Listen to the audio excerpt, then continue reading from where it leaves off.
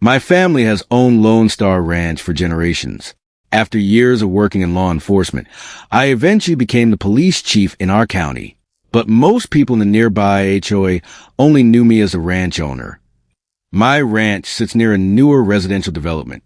The HOA was created years after my family established the property. For a long time, we had no reason to interact. Then the HOA sent me a letter demanding that I give them access to part of my ranch. They claimed they needed the land for a community improvement project. I checked my property records and found no agreement giving them that right. I contacted the HOA president, Linda Whitmore. She told me the community had grown and my ranch needed to cooperate. I politely asked her to show me the legal document supporting her demand. Linda didn't have a deed. She didn't have an easement.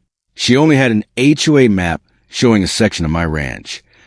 I explained that an HOA map could not change property ownership. Linda disagreed and said the HOA board had already voted. I told her a board vote didn't replace a legal property document. A few days later, Linda returned with several HOA representatives.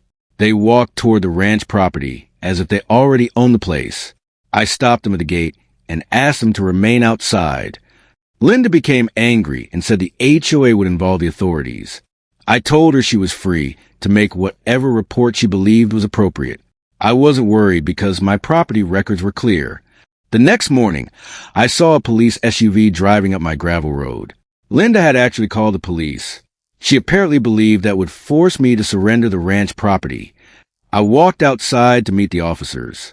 Linda stood beside the SUV and immediately began explaining her side of the story.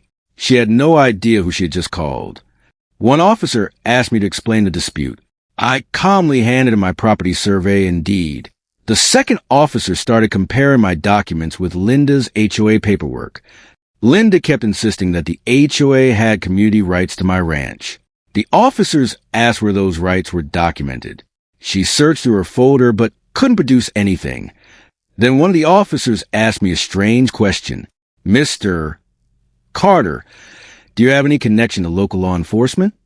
I smiled and told him there was something he should know. I reached into my vest and showed him my police chief badge. The officer immediately recognized me. Linda's expression changed completely. Linda stared at the badge and then looked at the officers. She had called the police expecting them to pressure me. Instead, she had brought them to the home of their own police chief. The officers remained completely professional. They explained that being the police chief didn't decide the property dispute. What mattered was the actual documentation. I agreed with them completely. So I showed everyone the original ranch deed and the recorded boundary survey. The documents clearly showed the land belonged to Lone Star Ranch.